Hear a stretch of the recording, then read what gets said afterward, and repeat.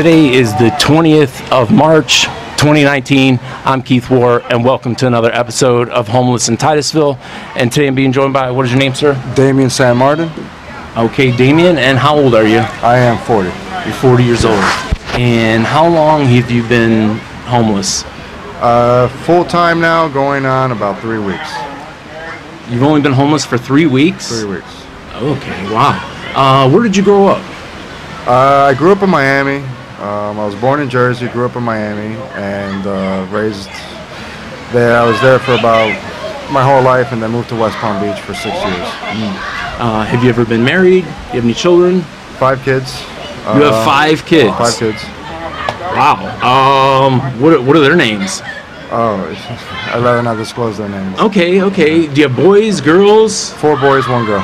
And how old are the kids? The youngest is 16. Oh, okay. All right. And how old's the oldest? 23. 23. And were you ever married, or? I was with the mother 9 years, but we weren't legally married. Then I became a single parent for 9 years until they went back to the mother's family so she could be involved. Wow. And all the children have the same mother? Yes. Okay. And what are their lives like today? Like, are they in school, or are they homeschooled? No, they're in school. Some are in school, some are out doing their own thing. You know, so they're doing well. Okay. Are you a grandparent? No. No, not yet. No.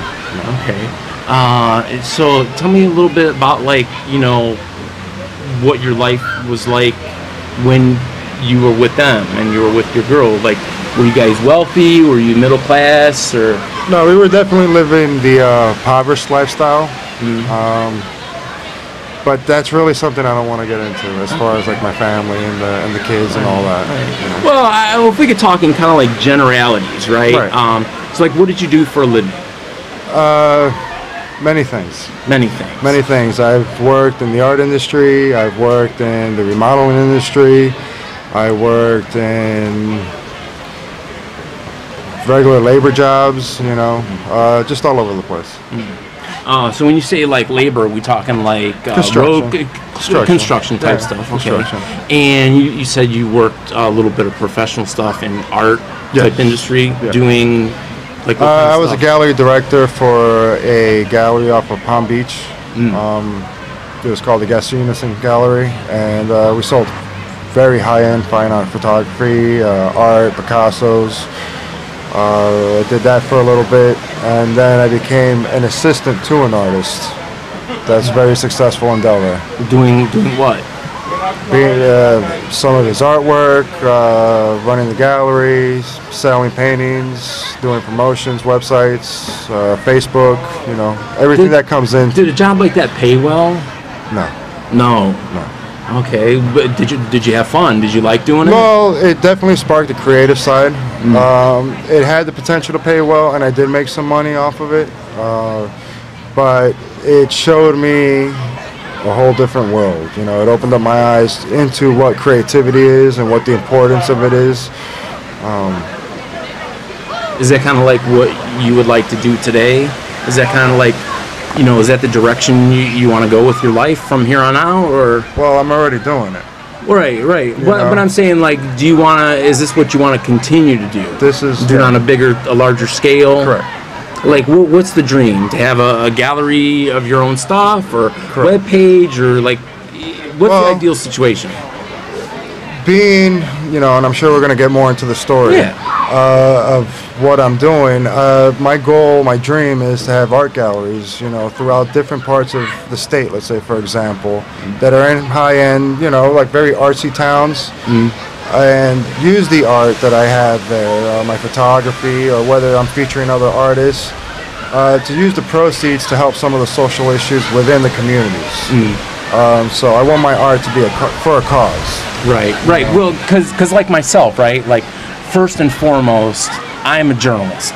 I have chosen to focus that journalism on the social issue of homeless, but I'm a journalist, just like somebody, you know, just because I don't get a check from NBC, CBS, Fox, or whoever, does not mean that I'm not a real journalist, you know.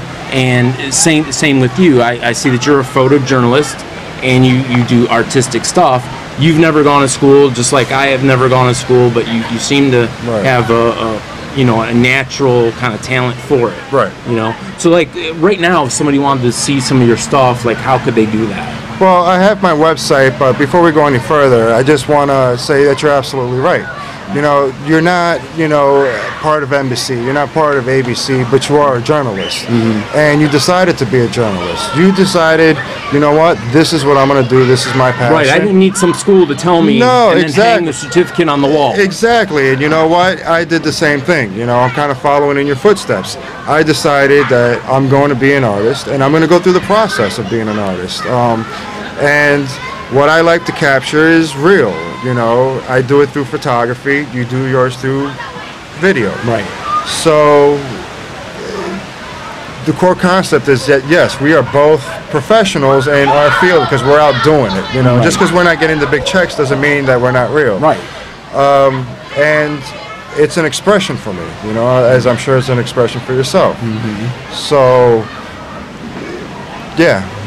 Yeah, and I've had some people not take me serious as a journalist, which I don't know why. The other thing is, like we both agree, that we don't need somebody else's permission for us to just go out there and Correct. do it. Right. We are doing. We're doers. Right. All stuff. So a little bit. We're going to talk about a variety of things, and I'm certainly not going to put a time limit on stuff because you have some interesting things. I do a pre-interview with everyone. We sit down and we talk about some of the things that because like a good journalist always has the answers to all the questions they're going to ask beforehand. And one thing I did want to touch on is you've been newly homeless, and you had heard some different things about me, I guess, negative stuff, like stay away from that guy type thing. Well, yeah, in starting out in my career, and being that I am homeless, I figured why not do a photo documentary on what it is to be homelessness.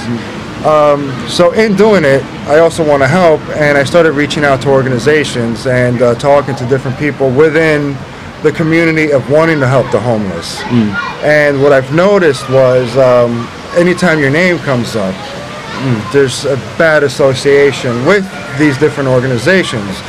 But the thing is, though, is within these organizations, they also have bad things to say within themselves. Right, about themselves, right. Yeah, so... But I'm not saying anything bad about them, well, unless it's talking about qualifiers, but that's a different thing. But anyway, Right. go ahead.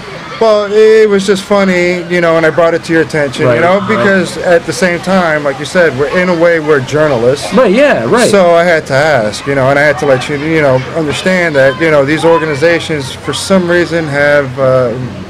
maybe assumptions about me? Maybe stigmatism, Okay. I don't know, there's stereotyping, something to reinforce their agendas, or maybe it's a serious concern, and it's just miscommunication. That could be, right. And whatever it is, though, I just find that as a hamper towards what we're all trying to accomplish, which is fix the homeless situation. Right. So I think everybody has something to bring to the table. I think that everybody needs to come to the table and work together because we're getting different perspectives. And you're doing what they're not doing. You're actually going out onto the street and talking and getting to the real story from the people that are homeless on the street. Getting their stories, exactly. So... And I don't sugarcoat it, and I don't edit it, and you won't see cuts and splices and things like that in my videos. They are from the start of the interview to the end. I'm not going to change somebody's words. Right. I'm not going to look like I asked them one question, they're answering something else. I want the truth. I'm not going to edit you. I'm not going to censor you. Right. And I would just like to put it out there to those organizations that have any kind of thoughts about me whatsoever. All you have to do is reach out, contact me. I'd love to meet with you. Hey, we can spend the day with each other. You can get to see what I do. I can get to see what you do. Instead of making an assumption. And that's right? that's what I think is so important. And I think that's what needs to happen, because if we come together, we have all these different... Instead of these assumptions, because your mind runs wild about what that person's really up to. Right, and trying to give an agenda. Oh, they're just out for this.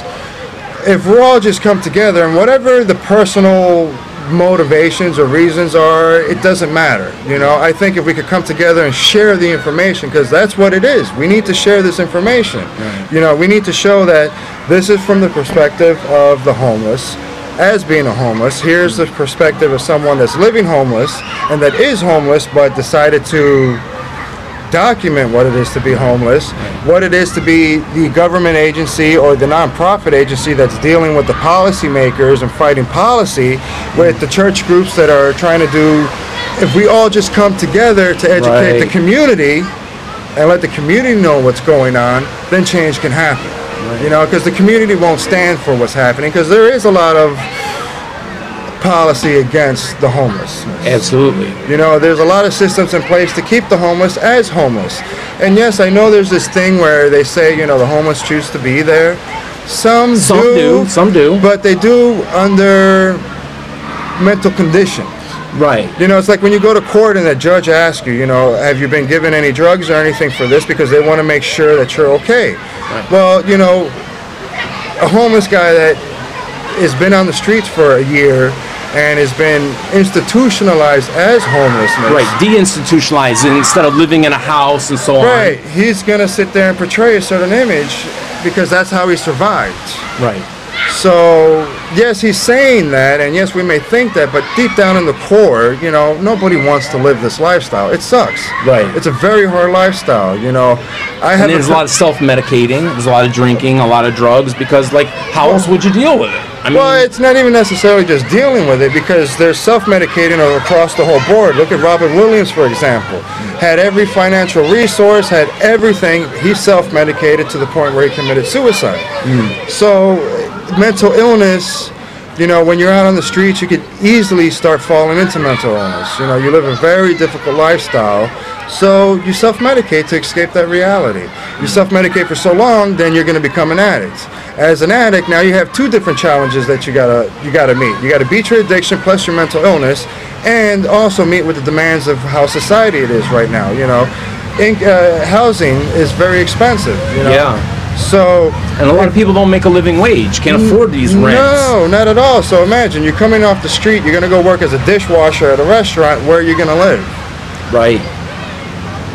So where people can you fall afford back to live? And homelessness is much more than just what we see on what, you know, honestly, what you show on your videos. You know, just the average homeless guy with the addiction. Because there's this other group of homelessness that live in their cars, that don't want to show that they're homeless. Right. They're still trying to fight that battle, but they're living in their cars for a year. They don't admit it to themselves. They don't admit it. They're like, well, I live in my car. That's not homeless. Right. Or there's people that are living in a hotel room, and every day at 11 a.m. it's checkout. Every day you're homeless. Right. You know, and if you can't afford to pay that fee to stay in that hotel room, out on the street you go. Right. Whereas other people do have a lease. You know, before they can be thrown out, the sheriff comes out, they get their day in court, and so on and so forth. But even that's the funny thing, though. You know, you also have families that are on the brink of being homeless. Right. They're couch surfing, they're staying in somebody's attic, somebody's, you know, couch, or... So this is why it's important for all these agencies to get together and stop fighting with each other, because you're not just helping, you know, the homeless that's out on the street, and that's chronic homeless is what I want to call it. They're institutionalized to being out on the streets. They're lost in their addictions because of being out on the streets, or, you know, a lot of them are on the streets because of their addictions. Right. But again, you know, it's all about intervention. And we got these families that are about to be on the streets. So coming together, we can put programs that not only help those that are on the streets, but those that are just about to be on the streets. To prevent them from experiencing it. And the ones that you can't document, you know. I've asked a couple of them, you know, that are living in their cars, that I've realized now, because I'm on the streets, that they're living in their cars. Because other than that, I would have not known, you know. I would be too busy in my life. But because I'm homeless, I'm able to see these things and be like, wow, you know, this woman, she's trying to work, you know. She's going back and forth. She's making her car payment, but between her car payment, insurance, cost of living, and paying for a house, she'd rather have her car because she can get to work. Yes. Because if she has only her house, Right, she can't get to her job. She can't get to a doctor's appointment. She can't take the kids to the doctor. No. You know. No, not at all. And I get that. I see a lot of people making that choice. You know, there's another thing too, and I want your perspective as a homeless guy. Okay. Sometimes people will demonize me and they'll say, "Oh my God, photographer." Well, okay. I'm a journalist. I'm on assignment right now. Right, you're on assignment. My own assignment. Right, which your own is, assignment. to be homeless and document it and tell the stories about it. Right, so, right. But I get people that will demonize me and be like, "Oh, you know, he's got a donation button on his YouTube. Oh, he's got commercials. He's making money off the backs of the homeless. Blah blah blah." But like I said, first and foremost, I'm a journalist, okay? I choose to focus on homelessness. Second of all, like, I don't go to the gas station to fill up my truck and say, "Oh, hey, by the way, I'm doing stuff for the homeless today, so therefore the gas is free," right? Right. And then call my insurance guy and go, "Hey, I don't need to pay I get it prorated, right? I get a discount today because today I'm going out and doing stuff with the homeless." And then tell the power company, "Oh, you know, I'm charging my camera, you know, and doing this," or, you know, I'll get people go, "Oh, it's free to upload on YouTube." Yeah, it's free to upload on YouTube if you can afford Wi-Fi, if you have, you know, the internet, if you have a computer, if you have the camera, if you could go out there and you have the money to make the video. Right. Nothing's free. No, and you know what? And I get 100% where you're coming from. See, and this is the thing. Like, you know, you're following your passion and you're following it for a reason. All right. And you're willing to go tell these stories. You know, you could have been a different type of journalist. Right. You know, you could have sat there and done homes and gardens. Yeah, or music or whatever. Or anything like that. This is what the field you chose. Now, as a home and gardens photographer, you know, or journalist, you want to hopefully and if you make money, they're okay with that. But you do journalism on homelessness, they're like, "Oh my God, he's making $1."